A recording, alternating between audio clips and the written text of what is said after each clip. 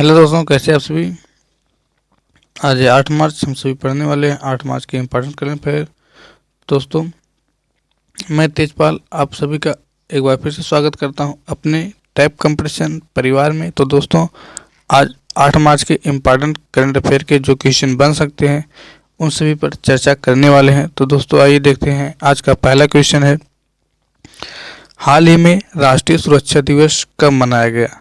तो हाल ही में राष्ट्रीय सुरक्षा दिवस 4 मार्च को मनाया गया।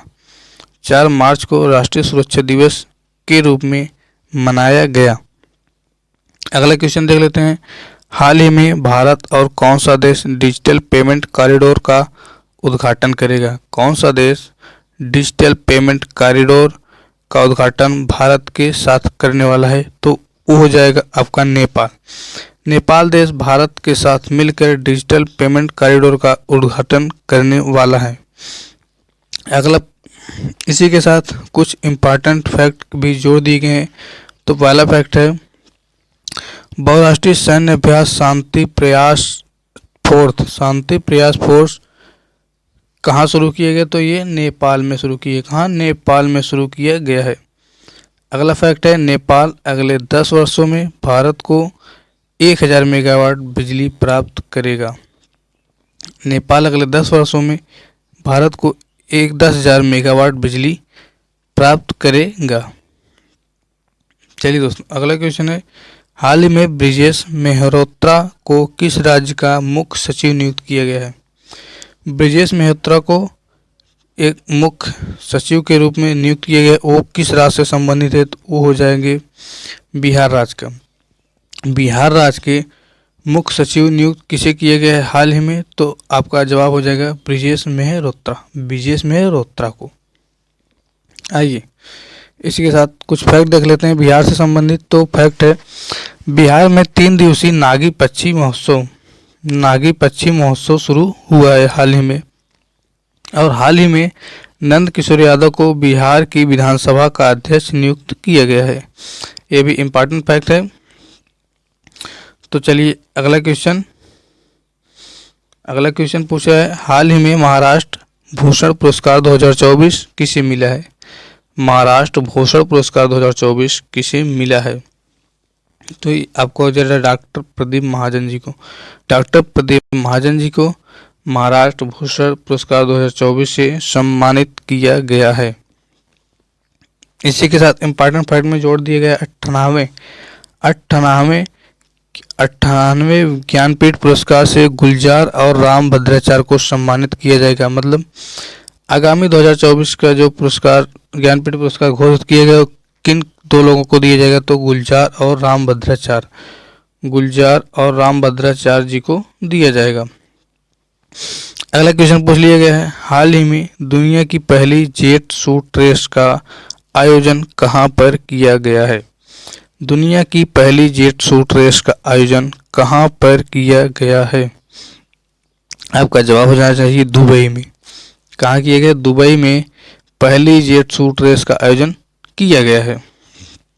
अगला क्वेश्चन पूछा गया है, हाल ही में स्पीड पेट्रोल के बीपीसीएल ने किसे ब्रांड एम्बेसडर नियुक्त किया है।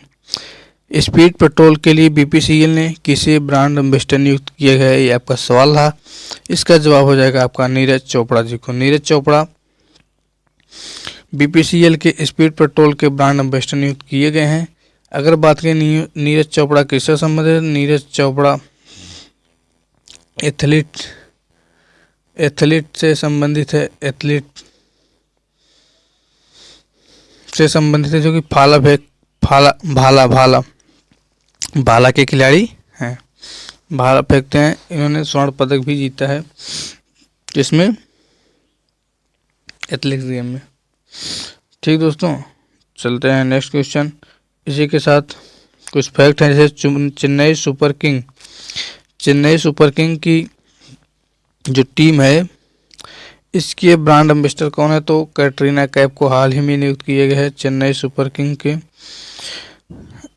ब्रांड एम्बेसडर कैटरीना कैफ है। और केपीजी मसाला ब्रांड के ब्रांड एम्बेसडर आपसे पूछ लिया जाए तो करीना कपूर को नियुक्त किया गया है। और बिस्लेरी टेक्नो की ब्रांड एम्बेसडर की बात करो तो दीपिका पादुकोण को नियुक्त किया गया है। अगला क्वेश्चन पूछ लिया गया है, हाल ही में किस राज्य ने इंदिराम्मा आवास योजना शुरू करने की घोषणा की है? तो हो जाएगा आपका तेलंगाना सरकार ने या तेलंगाना राज्य ने हाल ही में इंदिराम्मा आवास योजना शुरू करने की घोषणा की है। अगला क्वेश्चन आपसे पूछता है, हाल ही में टेक का 5 दिवसीय संकाय विनिमय कार्यक्रम कहाँ शुरू हुआ है? तो विनिमय कार्यक्रम आपका ढाका में शुरू किया गया है। यह बिस्मटेक का 5 दिवसीय संकाय विनिमय कार्यक्रम होगा जो कि ढाका में संपन्न हुआ है। अगला क्वेश्चन पूछ लिए, हाल ही में किस राज्य को सिल्वर फिलिग्री को जीआई टैग मिला है? सिल्वर फिलिग्री को जीआई टैग मिला है तो आपका हो जाएगा उड़ीसा राज्य को। उड़ीसा राज्य को सिल्वर फिलिग्री को जीआई टैग मिला है। और इसी के साथ कुछ इम्पॉर्टेंट फैक्ट भी दिए गए हैं, जैसे देख लेते हैं। बेसन के लड्डू आपके लिए जीआई टैग कहाँ का मिला है? तो अयोध्या के लिए मिला है। हस्त निर्मित कालीन, ये कहाँ का जीआई टैग है? तो तिब्बती निवासियों द्वारा जीआई टैग प्राप्त किया गया है हस्त निर्मित कालीन के लिए। और सुंदरवन शहद किस राज्य को जीआई टैग मिला है? तो ये पश्चिम बंगाल को सुंदरवन का शहद के लिए जीआई टैग मिला है। ये इंपॉर्टेंट फैक्ट है दोस्तों, इनको याद करना बहुत जरूरी होता है। अगला क्वेश्चन पूछ लिया गया है, हाल ही में आईसीसी विश्व टेस्ट चैंपियनशिप रैंकिंग में कौन सा शीर्ष पर रहा है?